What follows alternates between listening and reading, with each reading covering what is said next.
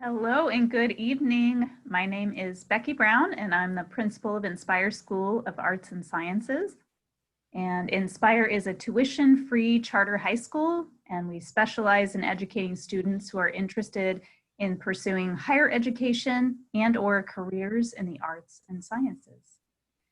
Enrollment at Inspire happens tomorrow, December 1st, and we want to ensure that our community is well informed about what we offer students at our school, as well as our approach to COVID-19. This series is part one of a three-part series of panels, and tonight you'll be hearing from our teachers and staff about what an Inspire education looks like, how we're navigating the challenges of COVID-19, and some of the benefits Inspire students get during their time with us. In the coming months, we'll be hosting a panel of students and alumni, as well as a parent panel. And our goal is to provide a comprehensive look at how we've been able to create an award-winning educational experience for high school students and how we've been able to stay ahead of the curve in terms of learning during a crisis. So we hope you enjoy today's panel. And if you're interested in learning more about enrolling a high school student in our programs, please visit inspirechico.org. And now I'm going to turn it over to Celeste Kramer for introductions. Hi, I'm Celeste, and I'm the Development Director for Inspire School of Arts and Sciences. And I have a senior at Inspire who absolutely loves the school, and I have an 8th grader who is counting down the days to get to Inspire. He is so excited. So I would like everyone else on the panel to go ahead and introduce themselves and your role at Inspire, classes and majors that you teach in. So we'll go ahead and start with Joseph Hill. Hey, I'm Joseph Hill, as Celeste said. I'm an English teacher here at Inspire. And English mainly works with the humanities major, and some of the courses that I teach are creative writing, film as fiction, humanities cafe, and some newer courses that I'm going to be teaching are graphic novels as literature, and a course on video games as literature. So any gamers out there would be really interested in that course. And our department has also invested in looking at new and emerging modes of literature. So we're considering potentially, hopefully, starting a major on video game design run out of the English department. So we're excited about that.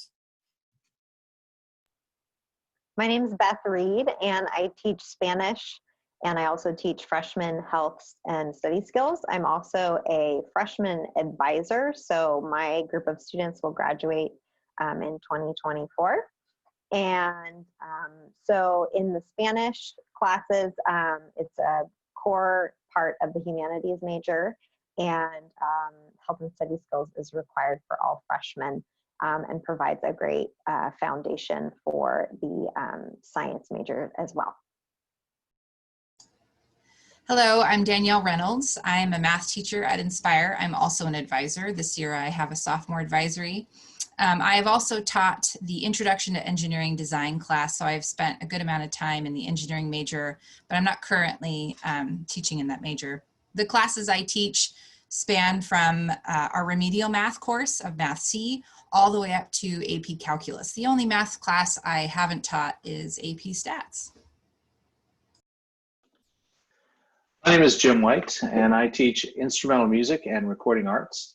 The classes that I teach are orchestra, AP Music Theory, piano, pop band, recording arts, and electronic music composition. And I'm the advisor for instrumental music and for recording arts major.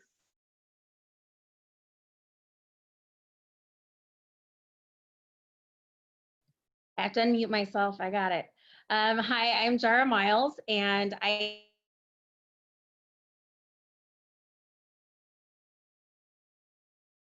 am technical theater. I am a sophomore advisor as well. Am I cutting out? Okay. I'll try to keep going. I'm a sophomore advisor along with Danielle, and I help put on the productions at Inspire as production director. So any of our performances you've seen, I've worked on and helped get out in the community. So I do. Okay, so our first question is about majors and pathways at Inspire. I'm going to ask Jara, if you don't mind speaking to this one. What makes them unique, and how do you support students in choosing a major and a pathway? Sure. So I'm going to ask a huge favor because I do this when I'm teaching. If I freeze, would you put your hand up so I know to stop talking? Because apparently my internet is unstable this evening, which is awesome. So yeah, we have 12 majors at Inspire, and you actually don't have to do a major when you come to Inspire. You can just come and take all of our eclectic list of classes. We have so many to choose from. There's over 70 different elective choices and core classes that are really unique that you can choose from. But at Inspire, we do have majors. And what a major is a series of classes. It's a guideline of classes that help you dive really deep into a certain area. I won't go into what all those majors are. You can look at our website and see what they all entail, but they are in the sciences, engineering, humanities, and all of the performing and visual arts have majors. This actually comes from a program called Career Tech Education, which you've probably heard many schools talk about, and many across the country, Career Tech Education has taken off. And not only is this a way of connecting students to career choices, it is also a way to connect them to universities, junior colleges, and trade schools, and connect them all the way from as low as junior high all the way through to a career in the field. And we have at least 11 that we can count major technical theater, or excuse me, career tech ed pathways, or CTE pathways. And these are embedded within our majors, or you can do them separately. They are usually a group of 2 or 3 classes that are taken in sequence. And you don't have to decide right away that you want to do one of them. You might do it accidentally, or you might do it very specifically to take those classes in a certain order. They're meant to be taken in an order because they're a overview class, then a class that dives a little deeper, and then an experiential class where you are trying something, your own hand at the work. So we have a lot of different things to choose from, and part of that question was, how do we help you choose? We help you explore. Our job at Inspire is to show you what's out there, and we'll talk to you. You'll talk to advisors, you'll talk to your teachers. You might come across something on your own that you're interested in, and communication's key, and letting us know what sparks your interest, and we will guide you. We'll say, why don't you try this class, or why don't you, give this a try? And I've had students who completely changed what they came to Inspire for because of a class they took, or a mention somebody made of a class, and they found a new interest or a new passion. So also I've had students come in thinking they're going one direction and completely make a right angle turn in their junior year and go, oh, I want to do this now with my life. And really what's amazing about Inspire is we support that. We know that people are developing and growing, and so we're going to support any interest that you have. So that's kind of what a major is at Inspire. You don't have to declare one, you can. And there's often questions about being able to double major. It is possible. You have to work with advisors from both majors to work that out. And I guess the last thing I wanted to make sure I mentioned is that if you see this list of classes, that's not set in stone. It is a guideline for what the classes would look like in a major, and we will customize your major to your exact interest areas. So just realize that there are some non-negotiable classes that we're like, no, if you're going to be an engineering major, you have to take this, or if you're going to be a science major. But then there is some leeway around what those additional classes are, and we will help you build that around your interest. So yeah, that's majors and career tech ed pathways. Thank you, Jara. The next question is, do students have to come to Inspire with special skills in the arts and sciences? Why or why not? And in your opinion, what does it take to be successful as a student in the Inspire program? So Becky, would you mind answering that? Sure. I think that The answer is no. I think there's a misconception. There's a misconception out there that you have to come to Inspire, you have to be a super A+ student.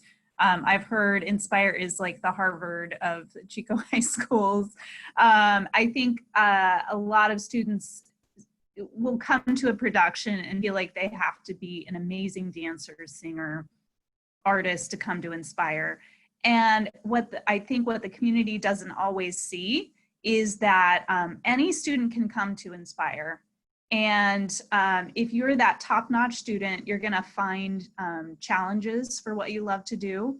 And if you're not, you're gonna be supported in becoming successful, in being able to do school. And we have so many students who come to us and find their passion. I think when I look at this amazing group of educators, I can't think of a single teacher that doesn't absolutely love their subject area. Our Inspire teachers absolutely nerd out on their subjects, and I think that's infectious with students, and I think that students oftentimes find a passion that they never knew that they had. And so by the time that they graduate, they absolutely know what they want to do. So I think maybe the biggest trait that a prospective Inspire student could have to be successful is an openness to new experiences, to try new things, to try new clubs, to take on something you didn't think you could be good at, and you'll find that you're good at it. That's one of the things I love about Inspire. Thank you, Principal Becky Brown. The next question is, what is advisory and how does it enhance the student's learning experience? Danielle, do you mind answering that one? Yeah, I'll try. So first, a little story about the background that I'm going to regret choosing for this recorded panel. So advisory, this is my third advisory this year. I've been teaching for 10 years at Inspire. And every round we pick a name, and my advisory name for this 4-year cycle is Breakfast Club. So that's why my ear keeps disappearing into a cup of coffee and this one disappears into a grapefruit. So advisory is kind of hard to explain in a little nugget because it's lots of nuggets, you know. It's kind of like a homeroom. We have a established routine every week, not necessarily right now during distance learning, but typically speaking, there's a routine. And that group of students is with one advisor for the full 4 years they're at Inspire. And so this is my third. I have graduated 2 advisories, and both times I have chills every time I say this. I've handed every single advisory student their own diploma, and you can see the smiles on the screen here because other people have done the same thing. And it's a very emotional night. It's really, really cool. It's an experience I never thought I'd have as a teacher, especially at a high school. The connection that you build with families and students is pretty surreal. So another way to describe it kind of beyond homeroom is that it's a school family, and you get to build that through the connections that we make at school. And I think I would probably describe it in 3 ways. So there's an academic component, an enrichment component, and a connection component. So in the academic component, we teach students about organization freshman year, and then that kind of carries into planning and then stability for junior year, and then how to finish strong as a senior. And that advisor will kind of carry that through in the academic kind of path. We try to support students so that they stay engaged in their classes. We have a weekly check-in. We tend to have a weekly check-in where we look at their grades and we talk to them about their classes and where they're struggling. The enrichment component comes in a couple of different ways. We actually do something called enrichment at Inspire, which is really cool. It's not exactly an extra class, but it's a series of miniature classes. It's kind of hard to explain without going through it. But some of the enrichments we've taught are like oh gosh, I've taught yoga, stamp making. I've led discussions. There's just, I mean, we could probably generate a list 100 things long between the people on this panel. We've done a lot of different enriching activities. The other thing I would say about advisory is that it's enriching in the sense that we talk about stuff that you don't really learn in the typical school model, right? Like we have conversations with each other in those advisory periods that kind of just get sparked by someone coming into advisory after lunch and they're talking about a class they just had, and then we get to chat for 15 minutes about what's going on in that class and what are we learning about, and it happens in a very organic way, kind of outside that academic perspective. Then that third piece, the connection piece, is really pretty special. We build these relationships amongst each other in this small setting, and it happens in a way where you're almost forced to build relationships with people that aren't like you and people that you wouldn't normally get an opportunity to build relationships with. And this allows us to have really courageous conversations throughout the 4 years together, and deeply build these connections amongst each other in advisory, and then also with the adult advisor, so that you have that connection on campus that can be an advocate for you, that can support you throughout your 4 years. I feel like there's so much more I could say about advisory, but I think those are the nuggets. Thank you, Danielle. The next question has to do with COVID-19, and I know parents and students have been struggling. So we all have had, it's been challenging for all of us, including students, family, and staff. How are you approaching learning and teaching in this new context to make sure that students continue to stay engaged in school? Beth, can you answer this one? Sure. One of the phrases that we've been using in talking about really what's our main goal right now, since so much of what we normally do is stripped away, we've been saying we need to humanize this experience. So that really means connecting as humans with students, supporting them, laughing together, getting to know them, and letting them get to know us. When all of the screens and everything and so much of our life feels separate and sometimes artificial in virtual learning. So some of those ways we're doing that is during our 1x8 model that we're doing, where we've got this condensed class and we've got time with this one group of students in our academic classes for about 4 weeks. We always have a check-in time where we are sharing, what are our favorite hobbies, we're showing our pets, we're sharing our favorite memes. Sometimes we're staying on extra afterwards to talk for those students who really want a connection. Even breakout rooms, which, some people feel like, breakout rooms. I hear a lot of students say that they really like it because they can have a little more natural conversation with a smaller group of students. And sometimes that's all they get with their peers. We use, as teachers, a lot of feedback. We're trying to, because we're focused on that group of students, and we can really get to know when they're struggling or what's going well for them in their lives, and trying to celebrate that.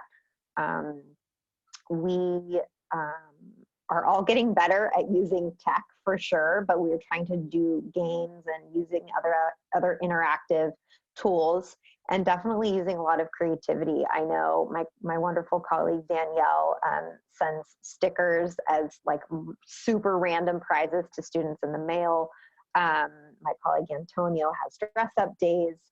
And I'm finding that there's another kind of depth to some of these relationships that I haven't had before. And also because a lot of students feel really, really raw and feel like they, their emotions are kind of wearing them on their sleeves. And if they kind of get a chance, we were there to support them. I typically have a one-on-one time in Zoom with students about once a week to check on their work, but also how are you doing in your life?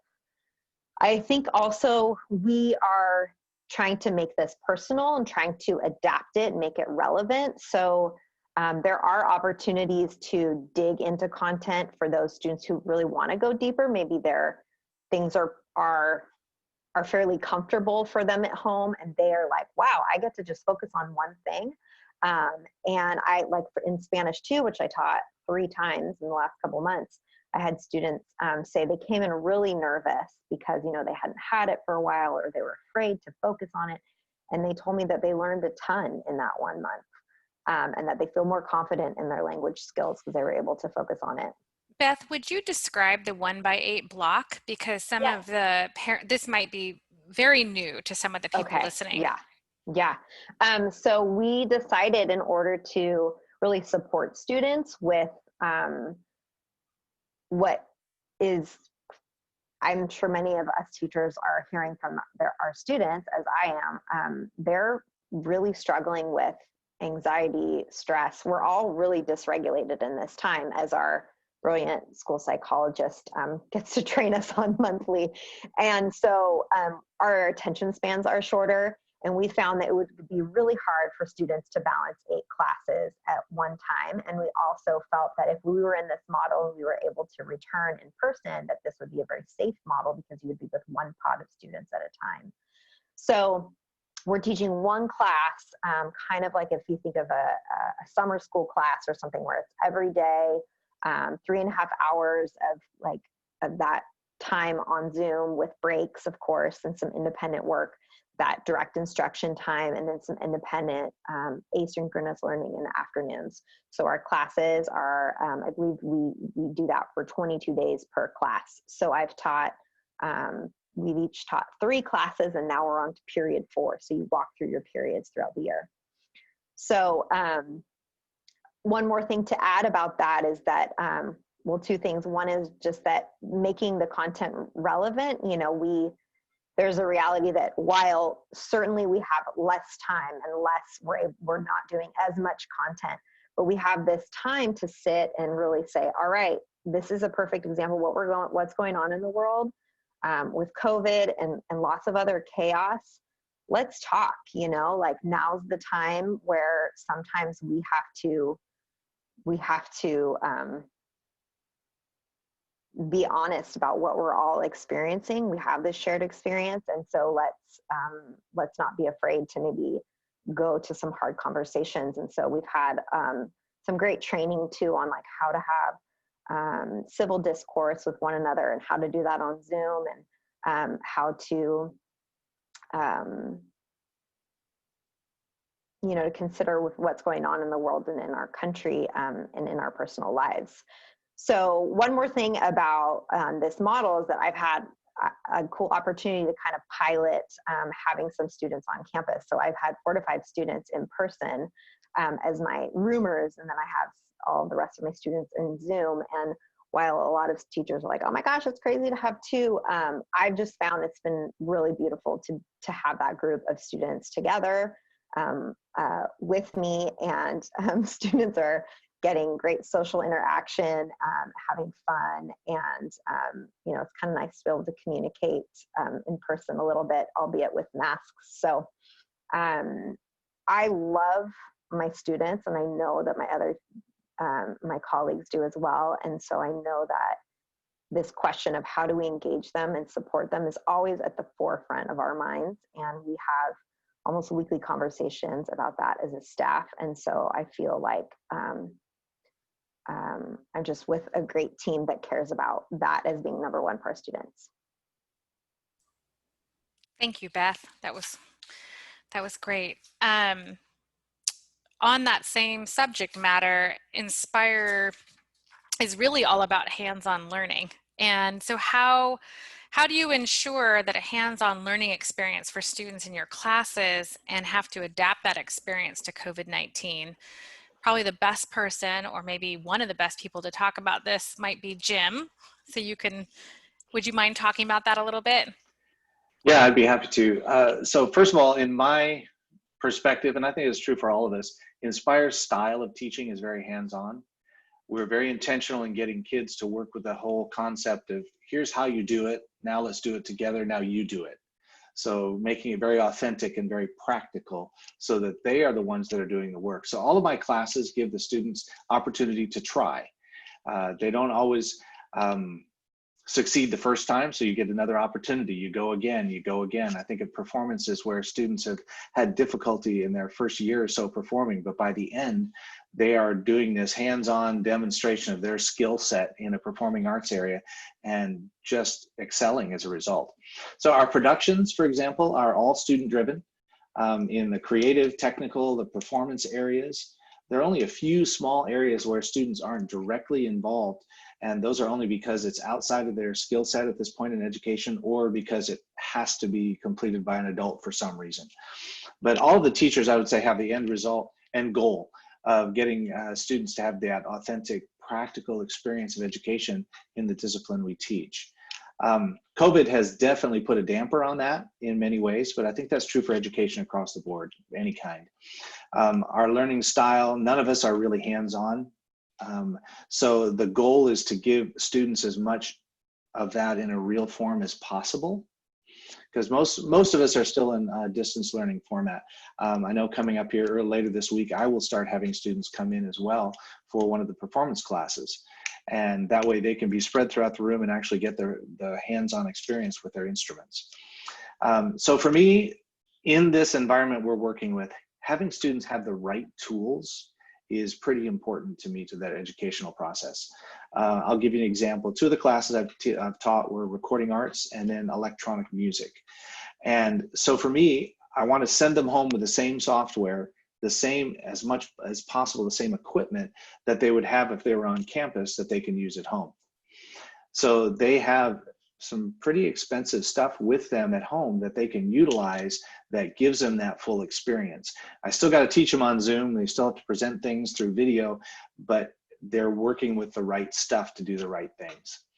Going to be true as well with instruments. When we get into things with orchestra and others, they're making sure they have good instruments, guitars. We have multiple guitars, of good quality instruments, keyboards, other equipment that they're going to be able to use at home to really succeed with that quality. Instead of just relying on whatever's available to them, we want to make it available. A couple other things, while many areas have to be limited, the students are still doing that hands-on with good quality equipment. So for example, in my performance classes right now, students are still performing for each other. They'll do it via video, audio recordings. Haven't done this yet in the particular class I'm teaching, but they're going to perform for each other on Zoom. We'll see how that comes across. Performers like an audience. To me, that's hands-on. That's authentic. If you can play it and you can sing it and you can show that you know how to do this, that is nothing more authentic than that in an educational setting and in a practical application of what you've learned. So I hope that answers to some degree. There's a whole lot more that needs to be unpacked, I'm sure. Thank you, Jim. Another question was, what is one tool you're using to make sure that students stay inspired during their educational experience, especially during COVID-19 and distance learning? Joseph, do you want to answer this one? Of course. More than ever, for me as a teacher, especially as an English teacher, it's important that every student voice gets heard in my classroom, especially during the pandemic. It's important to me that I acknowledge every student voice. And by acknowledging their voices, it allows me, as Beth said, to humanize the student-teacher relationship and not have it just be transactional, but rather a relationship of trust, which to me and a lot of us here is what teaching is founded upon. I utilize Pear Deck quite frequently in my classroom, and it's a tool that allows me to see every student's thoughts and not just the select few students who like to talk, who are very verbal. As an English teacher and using Pear Deck, I have participation and insight from all of my students, and I'm able to provide feedback in the moment and can ensure that every student voice is heard and incorporated into my instruction. And of course, as we've said before, while teaching has suffered during the pandemic, as has everything, I am, by using Pear Deck, able to see more writing from all of my students and able to more effectively, in some ways, mentor student growth as writers and communicators. Thank you, Celeste. Thank you, Joseph. Okay, so now we have a few minutes for the question and answer period. So if any of our participants and attendees would like to ask a question, please do. One question has already come in, and it has stumped me a little bit because I don't know the answer. Is it possible to major in both engineering and performing arts? I don't know what the answer is, so would someone like to answer that? I'll tackle that one. So engineering and the performing arts are both very large majors. Engineering has a very robust sequence of classes you need to complete to have the major.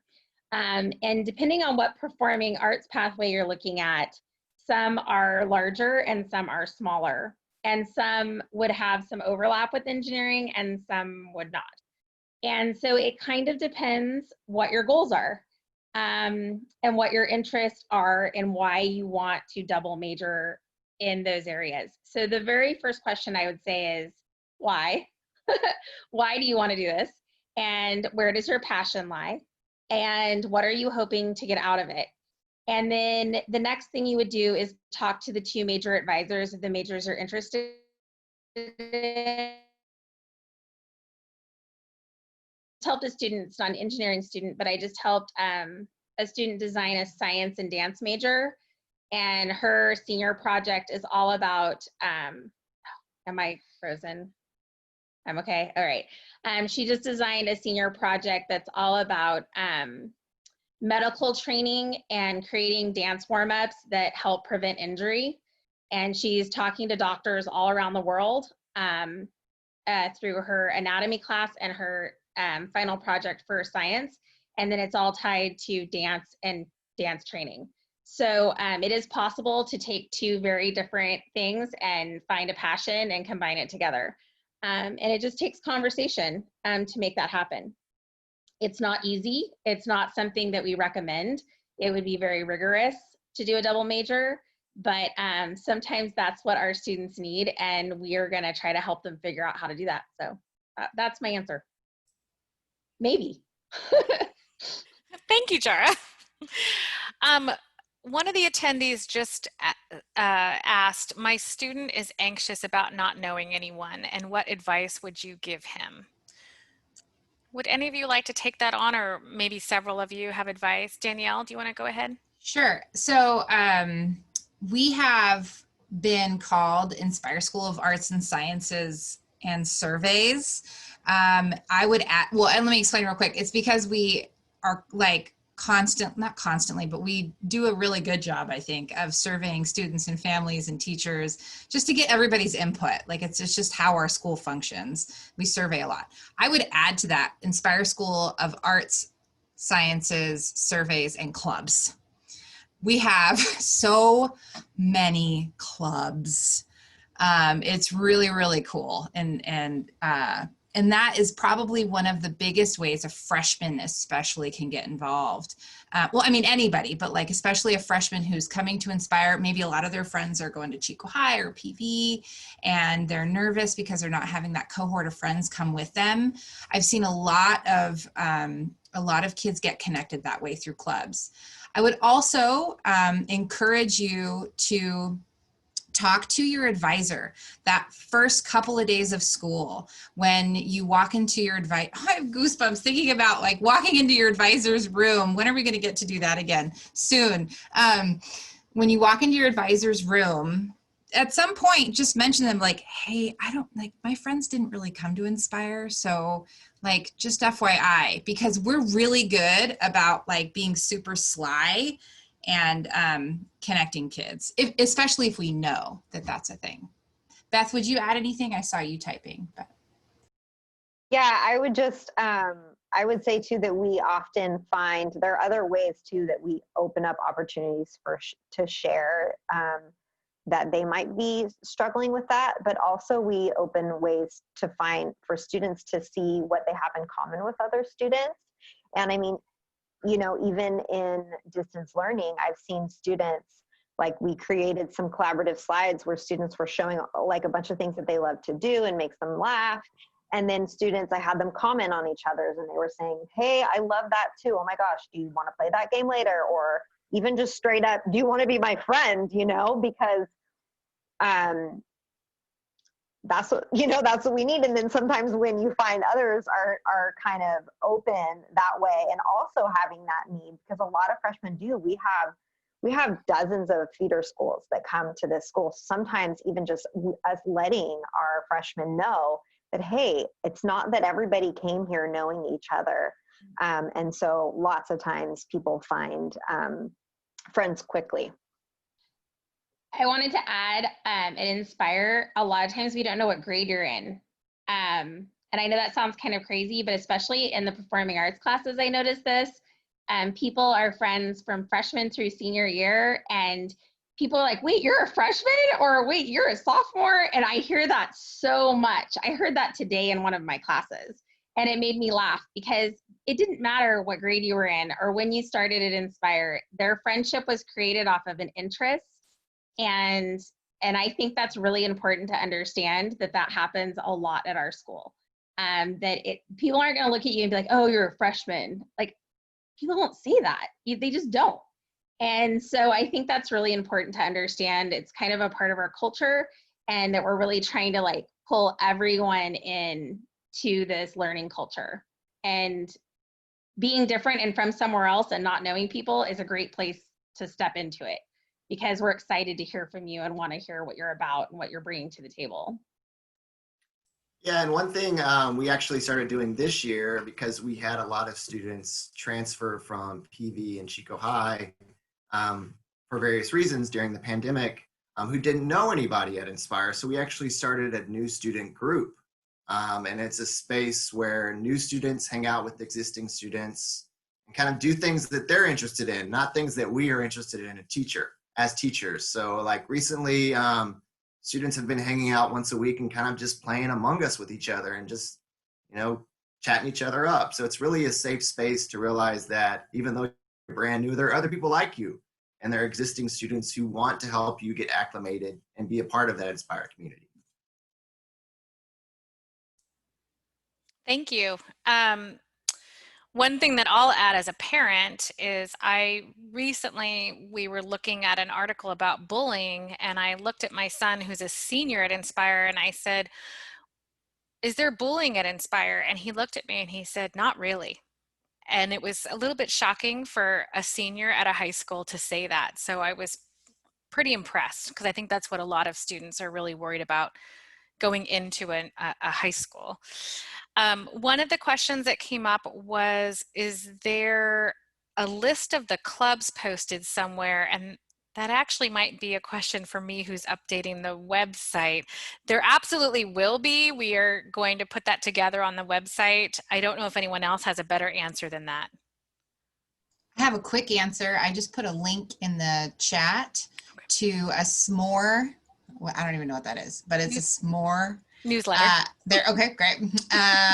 It's attached to our daily school newsletter. And that link is a link to all of our current clubs. So this will change year to year. It's not necessarily going to be the same list of clubs next year. There are some clubs that we just don't have right now that we know, like we have a Seroptimus club at Inspire, but right now that's not happening, but next year it will. So there's some clubs that are not on it right now. Okay, another question was, is there a lottery to get into Inspire? Maybe Becky? Sure. There have been lotteries in years past. I think it's been interesting. I've heard some anxiety from parents that are like, oh, I gotta get that application in on December 1st. I want to be the first one. And so I think it's a really good thing to get your applications in and make sure that you have a good chance of your student getting into Inspire. But I think you have a pretty good chance. We have openings at all grade levels at this point. I just wanted to say that if people do get on a wait list, keep just waiting if that happens, because I've never met a student who didn't get in by the time the school started. So we would often have people shift in the summertime, and then slots would open up and we were able to make room for people. So if you don't automatically get in, which hopefully that's not the case, you just get in. But that when we have had a wait list, everyone has eventually made it in by their start time. So. And it looks like one more question, at least at this point. Some of you mentioned student-led events and productions. Are any of these coming up, and how can we participate? Do you want me to field that one? I can Go talk ahead, Jara. about a little bit. So yes, we do have stuff coming up. We have our gala, which is going to be a virtual gala. And that is something you can definitely watch. It's free. It's going to be at 7 o'clock on January 9th. It's on our event page on the Inspire website. We're going to do a dinner, a drive-through dinner and dessert, and there's going to be some live performances happening out where you're going to pick up the dinners and desserts. And we're going to have a panel along with gala as well, a student panel where you can ask questions. That will be virtual, much like this is. And then we are still planning 2 major productions, and COVID permitting. We are going to be presenting Phantom of the Opera this year. And we are doing a self-written version of Alice in Wonderland. And so that's pretty exciting. We will still also be looking at doing some of our showcases, which are around our other performing arts programs. We don't know what those are going to look like yet. We're kind of waiting to see what the world's going to do. But last year, at the end of last year, we were able to do our awards night. We did a virtual graduation with a lot of participation from our classes and programs in that. So yes, there are things you can come and see and participate in.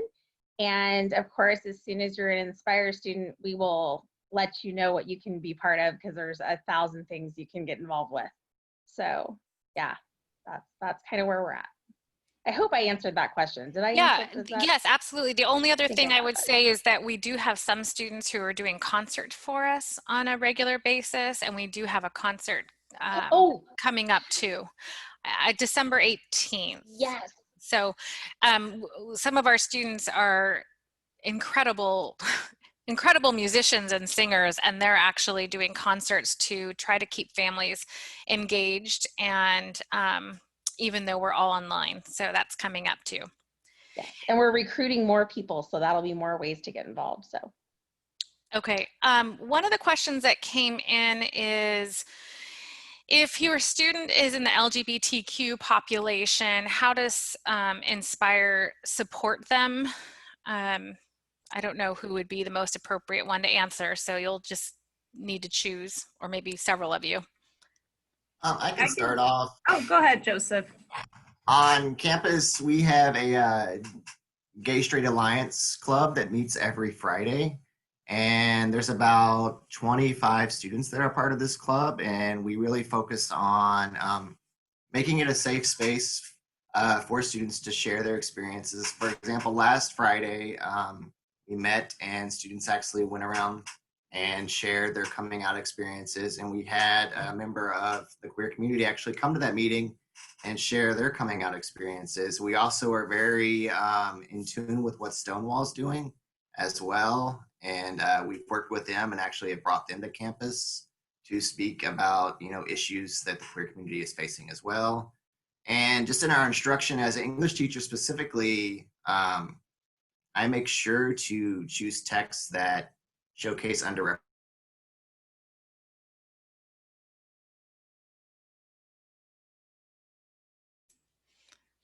We lost you, Joseph.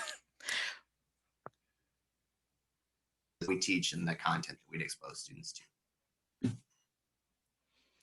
Becky, did you want to add more? I think too, just in general, like we could speak to specific activities or clubs that are designed to connect with LGBTQ students, but just the fact that we seem to be a safe space for those students to come to find their friend groups, the people, the adults that support them. I think it's built into the culture as well, that no matter who you are or where you come from, you're going to be accepted and supported at Inspire. Thank you. The next question is, how will school be held? Is there hybrid learning right now or only virtual distance learning? So we kind of answered that, but there might need to be some more like clarification. Do you want to answer, Becky?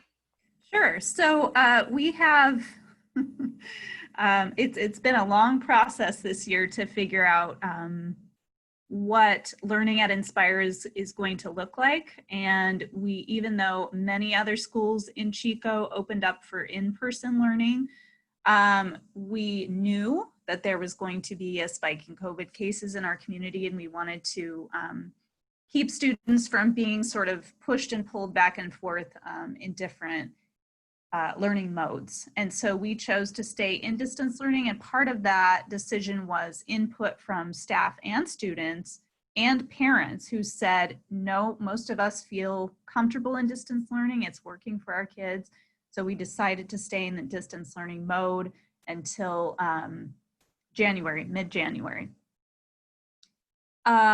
We also learned that parents did not want the only option for students who needed to stay at home to be Edgenuity or an online curriculum package. They wanted their students to be able to continue to be connected to Inspire teachers.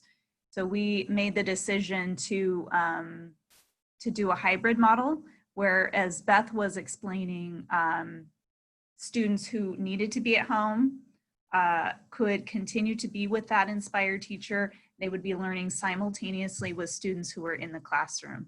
And I want to just give a shout out to Beth right now, because she is piloting that crazy model, and she's doing an amazing job of it. So, and that's part of what we do at Inspire as well, that teachers become experts in what they do. They pass on their knowledge to other staff. And we have a plan for Beth to be part of a training for all teachers in January, so that all teachers will be able to provide hybrid learning for students for as long as we need to this year. So I think we are out of questions. And I want to thank all of our participants for showing up tonight, and for all the teachers who chose to share. And I just want to point to, and I'm going to try to do this without crying, to express my gratitude to these amazing, amazing teachers. They have had to reinvent everything that they do, including this crazy 1x8 block schedule, including learning how to become a distance learning teacher, which turns everything they know on its head. They've had to totally recreate curriculum. And they've done all that while balancing their family's needs and all of these private changes that are happening at home, and to continue to wrap around support for their students. They are masterful at their craft, masterful in their subject areas, and totally compassionate human beings. So I'm excited for the parents. I'm so excited to think about your students coming to Inspire soon. I'm hoping it's in better times and we're all back together again. And if you have questions, please feel free to reach out to me at any time. My email is bbrown@inspirechico.org. You can find it on the website as well. And we look forward to meeting you and your students soon. We also have 2 more webinars coming up. One is with students and alumni.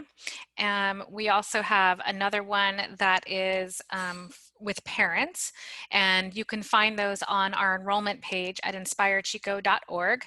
And I almost forgot, and I don't know why I forgot this one. We also have another one that is students talking to students also, and you'll find that on there as well. So, well, thank you, everyone. I really appreciate all of you. Inspire is such an incredible place. And we can't wait to all be back in person again. All right, thank you. Bye.